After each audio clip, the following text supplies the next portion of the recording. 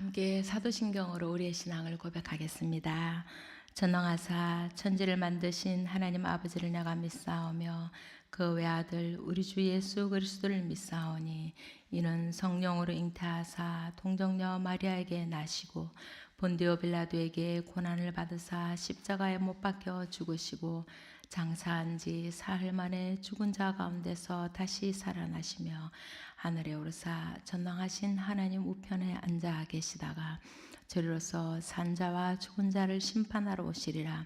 성령을 믿사오며 거룩한 공회와 성도가 서로 교통하는 것과 죄를 사하여 주시는 것과 몸이 다시 사는 것과 영원히 사는 것을 믿사옵나이다. 아멘. 오늘 부를 찬송은 찬송가 531장입니다. 531장. 먼저 가사를 읽어보겠습니다. 자비한 주께서 부르시네 부르시네 부르시네 사랑의 햇빛을 왜 안 받고 점점 더 멀리 가나 지금 오라 지금 오라 자비한 주께로 지금 곧 나아오라 고달파 지친 자 쉬라 하네 쉬라 하네 쉬라 하네 무거운 짐진 자 다 나오라 쉬게 해 주시리라 지금 오라 지금 오라 자비한 주께로 지금 곧 나아오라 주께서 지금도 기다리네 기다리네 기다리네 죄짐을 가지고 다 나오라 어서 주 앞에 오라 지금 오라 지금 오라 자비한 주께로 지금 곧 나아오라 주님의 소리를 들어보라 들어보라 들어보라 그 이름 믿는 자 복받으리 어서 곧 일어나라 지금 오라 지금 오라 자비한 주께로 지금 곧 나오라. 아멘. 다 함께 찬양하시겠습니다.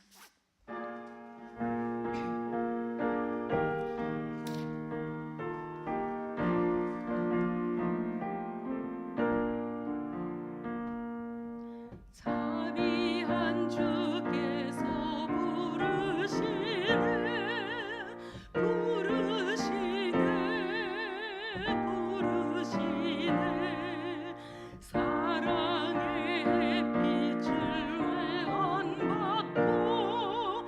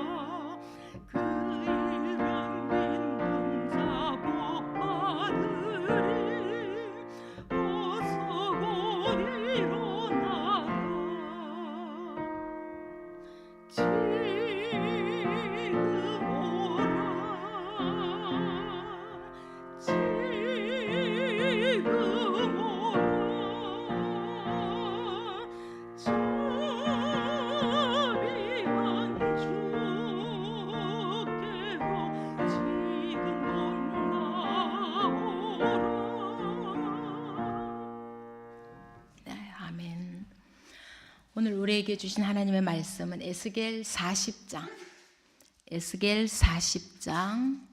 1절에서 4절까지입니다. 에스겔 40장 1절에서 4절까지 다 함께 한 목소리로 읽겠습니다. 우리가 사로잡힌 지 25째 해 성이 함락된 후 14째 해 첫째 달 10째 날에 곧 그날에 여호와의 권능이 내게 임하여 나를 데리고 이스라엘 땅으로 가시되 하나님의 이상 중에 나를 데리고 이스라엘 땅에 이르러 나를 매우 높은 산 위에 내려놓으시는데 거기에서 나무로 향하여 성읍 형상 같은 것이 있더라. 나를 데리시고 거기에 이르시니 모양이 녹같이 빛난 사람 하나가 손에 삼줄과 청량하는 장대를 가지고 문에 서 있더니 그 사람이 내게 이르되 인자야 내가 내게 보이는 그것을 눈으로 보고 귀로 들으며 내 마음으로 생각할지어다. 내가 이것을 내게 보이려고 이리로 데리고 왔나니 너는 본 것을 다 이스라엘 족속에게 전할지어다 하더라. 아멘. 에스겔서의 마지막 부분인 40장에서 48장은 새로운 성전의 회복과 새로운 제사의 회복, 새로운 나라의 회복을 예언하고 있습니다. 오늘 읽은 본문은 이런 회복에 대한 예언의 서론 부분이라고 생각하시면 됩니다.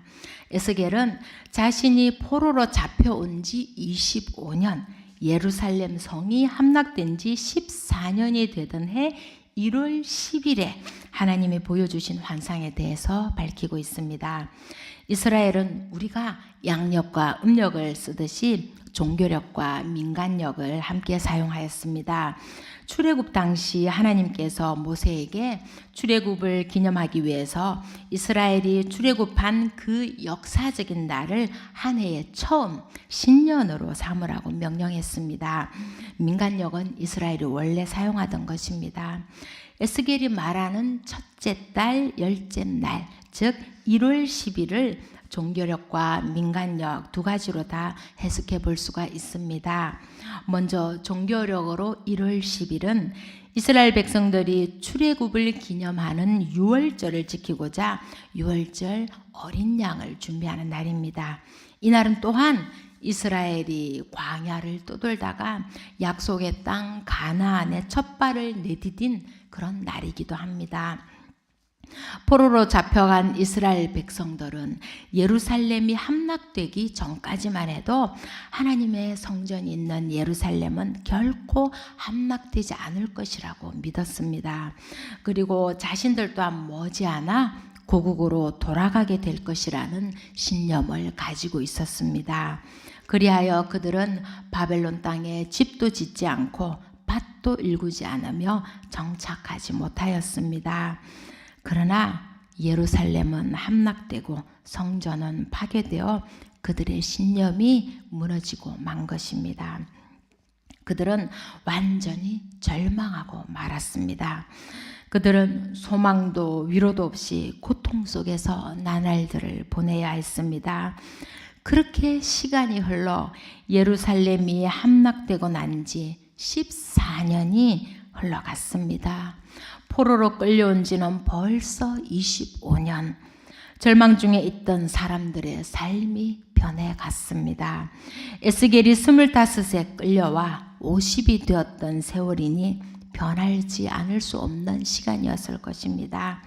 이 기간 동안 많은 사람들이 바벨론의 습성에 젖어버려 이방 땅의 생활을 당연한 것으로 받아들이고 귀환에 대한 꿈을 버렸습니다.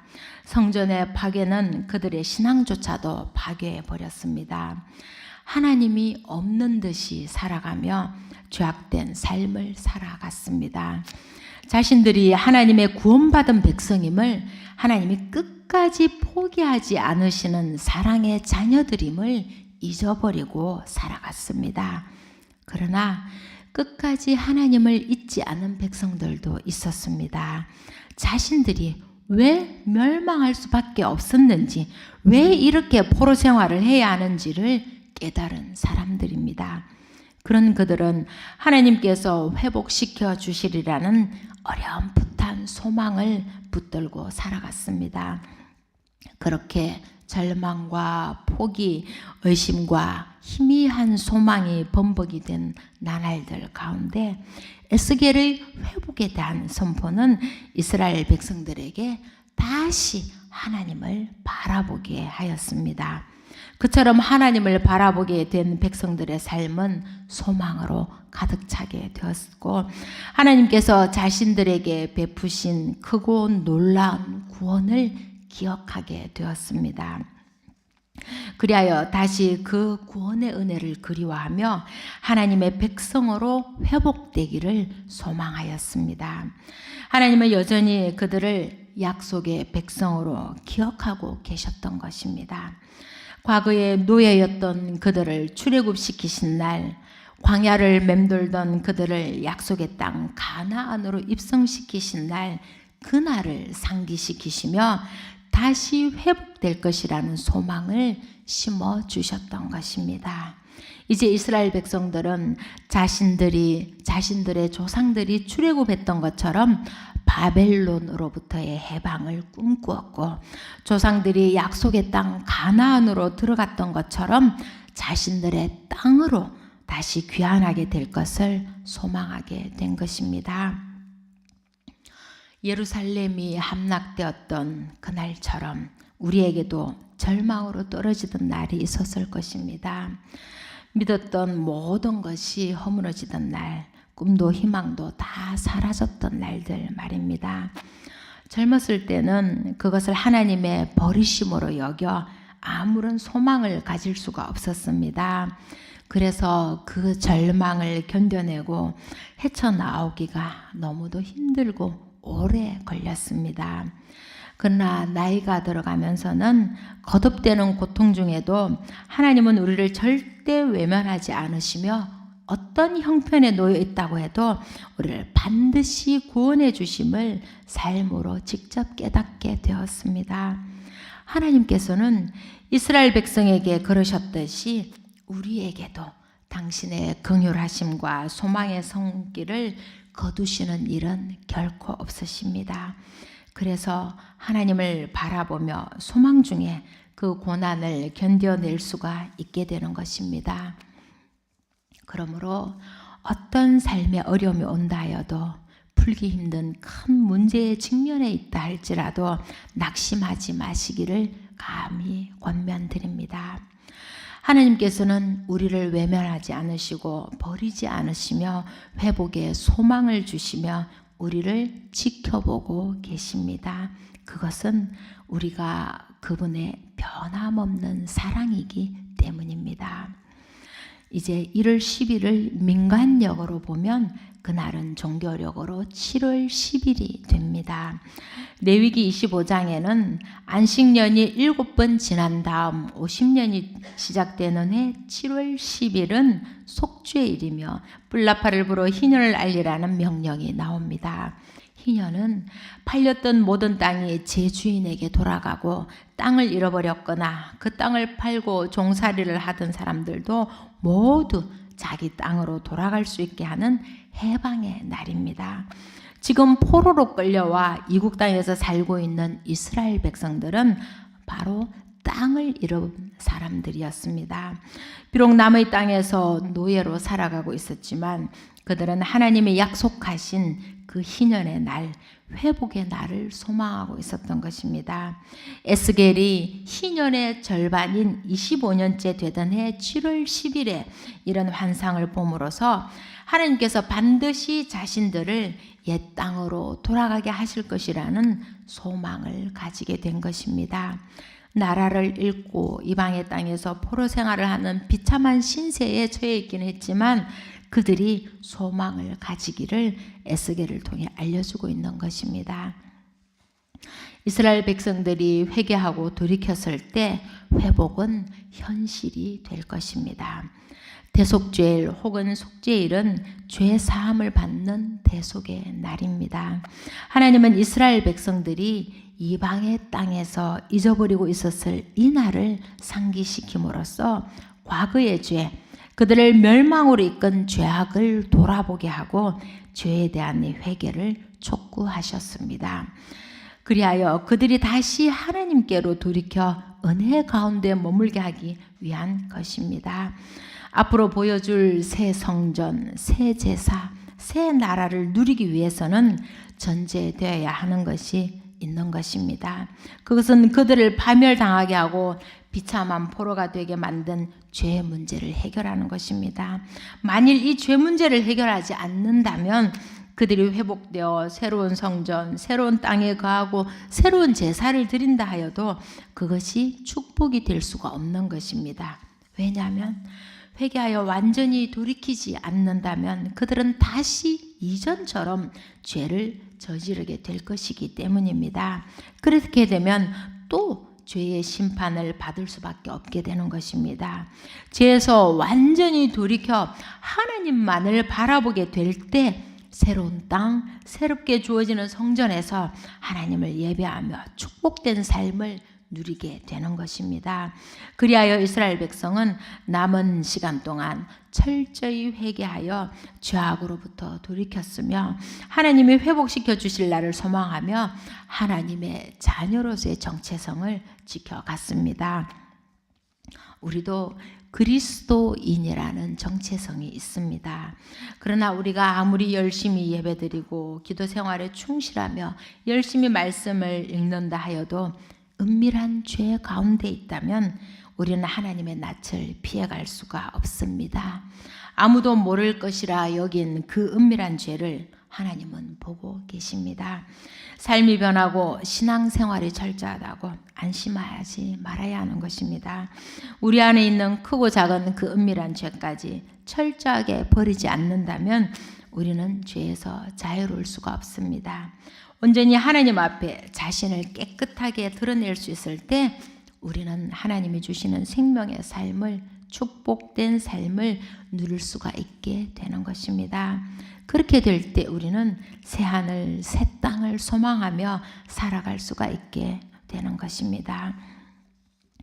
에스겔을 이끈 천사는 성전을 청량하는 삼줄과 장대를 가지고 있습니다. 청량하다는 말의 원어에는 구분짓다라는 뜻도 지니고 있습니다. 그가 청량할 성전은 하나님의 영광이 임하시는 상징적인 처소로 세속으로부터 거룩하게 구별되어야 합니다. 그렇게 거룩하게 구별되었던 성전이 이스라엘 백성들의 죄로 말미암아 더럽혀지고 이방인에 의해 짓밟히고 파괴되었습니다.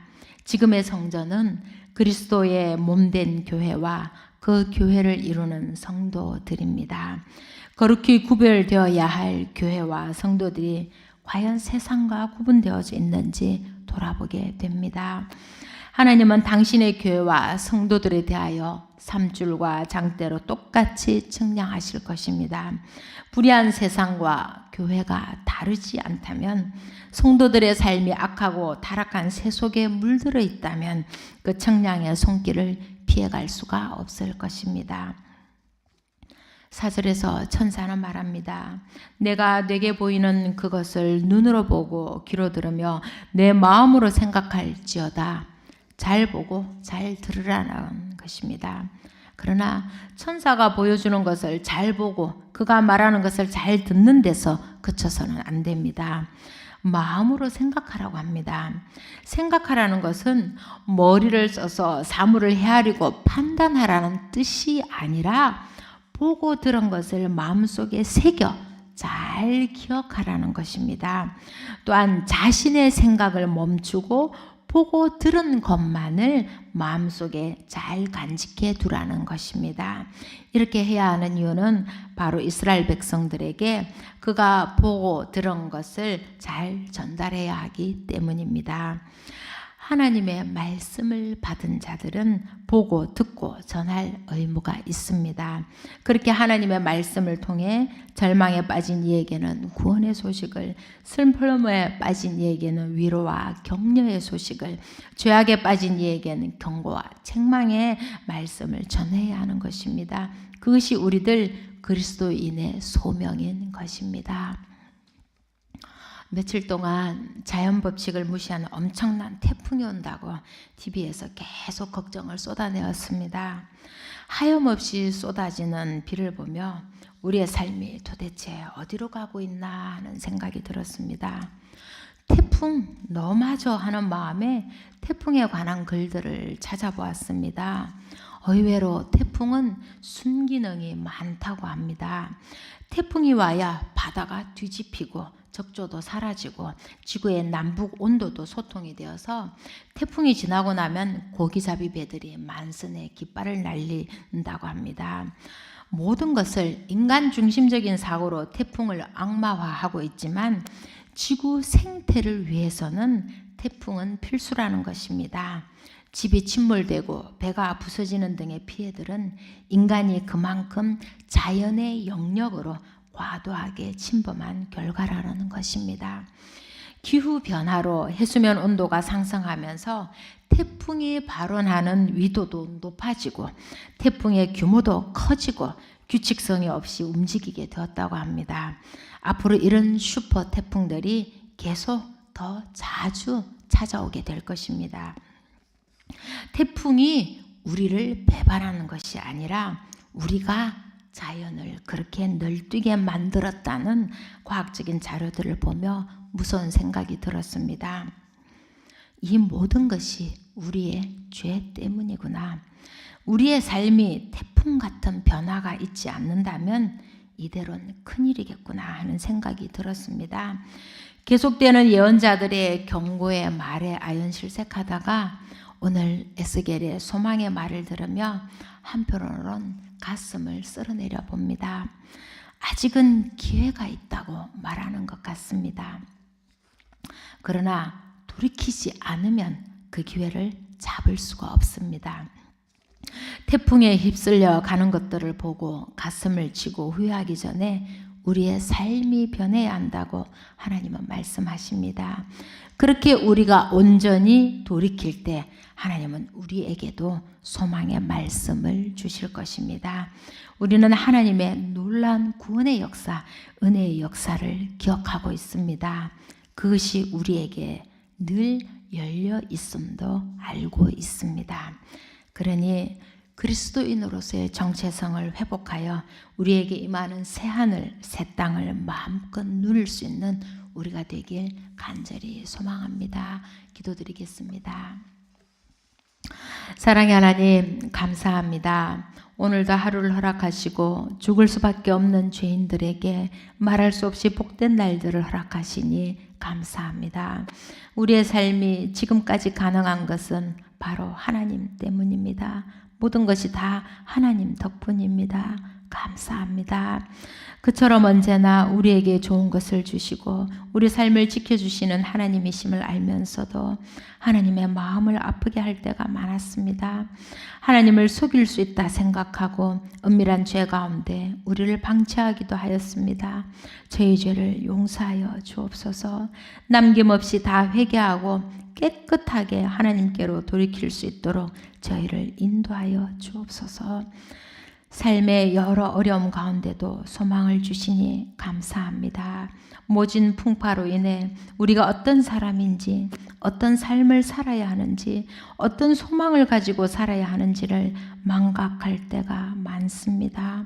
하나님의 자녀로서의 정체성을 늘 기억하며 부끄러움 없이 살아갈 수 있도록 저희를 인도하여 주옵소서. 그리하여 하나님의 베푸시는 은혜를 마음껏 누리는 저희들로 거듭나게 하옵소서. 태풍으로 인해 많은 피해를 입은 사람들을 기억하여 주시고 그들의 삶이 빨리 회복될 수 있도록 은혜를 내려 주옵소서. 삶의 고난으로 아파하는 사람들의 마음을 위로하여 주시고 그 삶이 소망으로 가득 차게 인도하여 주옵소서. 언제나 우리를 사랑하여 주심에 감사하며 이 모든 말씀 우리 주 예수 그리스도 이름으로 간절히 기도하옵나이다. 아멘. 하늘에 계신 우리 아버지여, 이름이 거룩히 여김을 받으시오며 나라의 임하옵시며 뜻이 하늘에서 이룬 것 같이 땅에서도 이루어지이다. 오늘날 우리에게 일용할 양식을 주옵시고 우리가 우리에게 죄 지은 자를 사하여 준 것 같이 우리 죄를 사하여 주옵시고 우리를 시험에 들게 하지 마옵시고 다만 악에서 구하옵소서. 대개 나라와 권세와 영광이 아버지께 영원히 있사옵나이다. 아멘.